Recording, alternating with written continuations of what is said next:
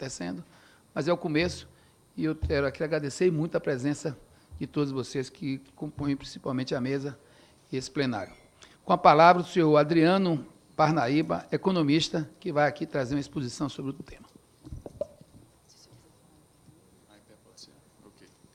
Gostaria de agradecer o convite do requerimento, o deputado Zé Neto, onde cumprimento os demais membros da banca, aqui da mesa, e a outra mesa que vai se formar. Peço licença para ficar em pé para fazer minha exposição. Eu gostei muito de ter sido o primeiro, porque teremos muitos especialistas, pessoas com muita experiência na área para fazer essa discussão, e a minha contribuição, de fato, é uma contribuição acadêmica, já que sou pesquisador da área, coordeno grupos de pesquisa que tratam esse tema e também coordeno periódicos que tratam de assuntos relacionados a mercados, economia. Então, gostei porque eu vou poder fazer essa exposição, fazer algumas provocações e deixar as provocações para os outros membros da banca discutirem essas provocações, certo? Porque a verdade é que muitos conceitos podem ser negligenciados nessa discussão, que é profunda, e a minha contribuição vai ser bem pequena nessa contribuição para iniciar aqui os trabalhos. Eu gostei do nome, o nome é muito interessante dessa audiência, e dá para a gente pensar algumas questões da nossa discussão dentro do próprio nome. Sinalizo aqui os nomes que chamam mais atenção: preço, escassez e impactos econômicos. E aí, aqui começam a surgir os problemas, onde a gente percebe... É interessante, a gente vê muitos economistas com grande formação, e todos, ao mesmo tempo, falando opiniões diferentes, né? Infelizmente, é coisa da profissão, né? Mas, muitas vezes, é porque nós temos um problema de confundir os preceitos teóricos que trazem as noções relativas à causa e consequência. Essa questão, para mim, é a mais negligenciada quando fazemos discussões econômicas, porque não conseguimos entender o que é a causa de certos efeitos. E aí, nisso, nós já podemos sinalizar que a discussão não pode ser baseada em preço, que a escassez ela pode realmente ser um indicador de causalidade do preço, né? Isso seria um ponto importante. E um outro ponto importante que vai compor o preço é a questão da utilidade, ou seja, em vez de, se você quiser entender economia e não precisar estudar 1000 páginas, 500 páginas, entender a relação entre causa e consequência de utilidade e escassez permite com que você consiga fazer uma análise, claro, mais estrito senso, mas é possível fazer alguma distinção. E no mercado, não só de aviação, mas uma série de mercados no Brasil, nós temos essa combinação que, às vezes, ela trabalha contra os trabalhadores daquele setor, contra os consumidores e, muitas vezes, às vezes, contra as próprias empresas, né?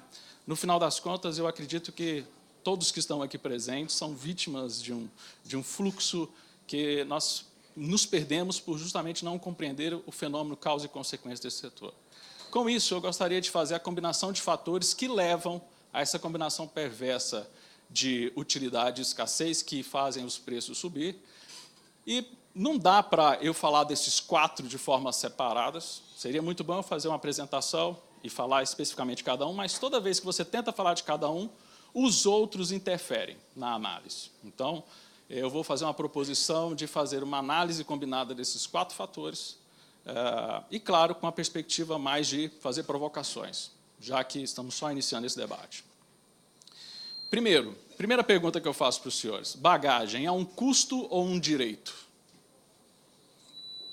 É interessante, infelizmente no Brasil, quando a gente coloca alguma coisa como direito, a gente acredita que o custo deixa de existir, certo? Não estou aqui falando que nós temos que abrir mãos dos direitos. Não, nós temos que ter direitos. Mas a questão do custo daquele direito é negligenciada hoje no Brasil. Então, isso é importante ser colocado em questão. E, recentemente, tivemos a discussão sobre a franquia de bagagem, né? Se dá franquia, se não dá franquia de bagagem. O problema é que, se a empresa não sabe se você vai embarcar com a sua bagagem ou não, se você vai utilizar aqueles 25 quilos, uma informação que ela só vai saber na hora do check-in, ela vai ter que colocar no markup dela que você vai colocar os seus 25 quilos. Que você vai embarcar com 25 quilos e vai montar o preço dela, imaginando que todo mundo vai embarcar com aquela franquia. E, gente, peso combustível, 40% do custo, né, é combustível, preço médio, né? E não dá para a gente negligenciar essa questão do peso, né? Para a franquia de bagagem dar certo, a única forma dela não impactar no custo do mercado é a gente, pelo menos a segunda lei de Newton, a gente vai ter que revogar. Não tem jeito. É fato, né? Outra coisa, Adriano, mas o mercado falou que se cobrassem bagagem, o CAD, a ANAC, todo mundo sinalizou que se cobrassem bagagem, as passagens poderiam ficar mais baratas. Naquele cenário onde você estava com o preço baixo do combustível, fazia muito sentido. Mas nós enfrentamos, nesse período, uma alta do preço do combustível. Eu não acredito que os outros apresentadores devem ter dados, porque são das empresas, eles podem sinalizar quanto que isso, dependendo, impactou ou não. Aí muita gente fala assim, Adriano, mas nesse gráfico aí tem esse último momento aí que caiu. Por que o preço não caiu? Porque esse preço está em dólar, né, pessoal? E é um mercado extremamente dolarizado. Então, são fatos, são elementos para contribuir aqui para a nossa discussão da nossa audiência. Outra coisa, que para mim é o maior problema dentro das análises econômicas, é quando a gente fala de mercados concentrados. Mercados eles se concentram por causa do ambiente institucional que é criado em torno deles. Então, se você tem um ambiente onde há uma legislação que incentiva a concentração, essa concentração vai acontecer.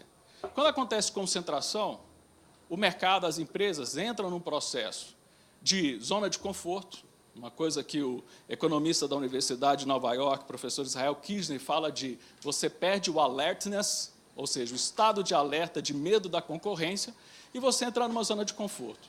Então, não é uma questão de haver conluio, cartel ou combinar preço. Não, o mercado ele começa a transmitir informações suficientemente tranquilas de que não vai haver mudanças e há uma acomodação na formação de preço.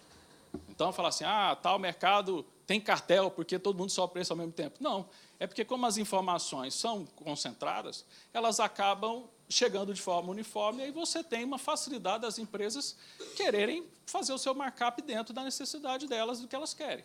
Mesmo porque, Adriano, mais empresas querem lucro. Claro, elas não são filantropia, elas querem lucro, elas precisam de lucro, porque se ela não tiver lucro, ela fecha. Então, eu faço essa crítica, principalmente a como nós vimos a questão de monopólios, oligopólios. A gente fala assim, é uma estrutura de mercado. Esse mercado é um monopólio, esse mercado é um oligopólio. Não, os mercados eles funcionam como um processo.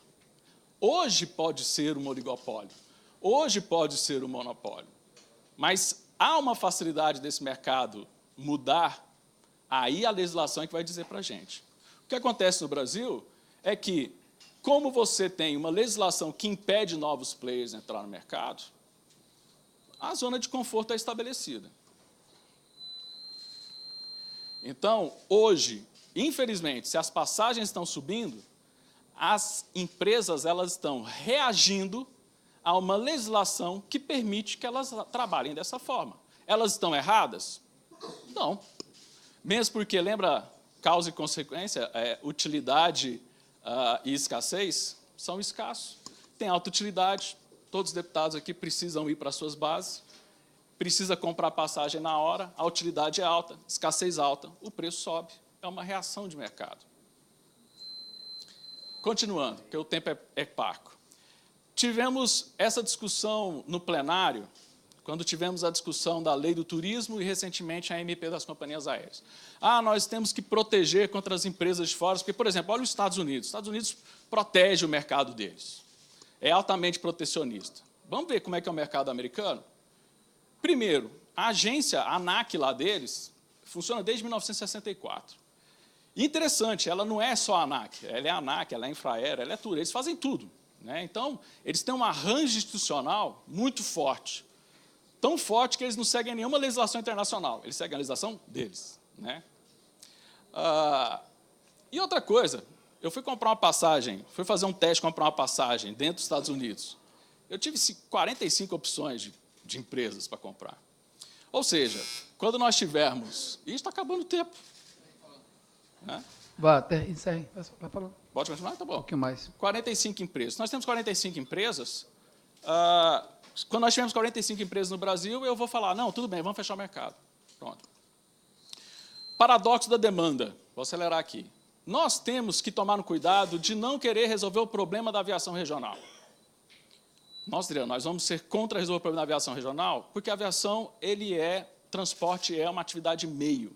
Nós temos que descobrir as atividades que fomentam o transporte regional. Na minha perspectiva, turismo é um importante setor que movimenta o transporte aéreo.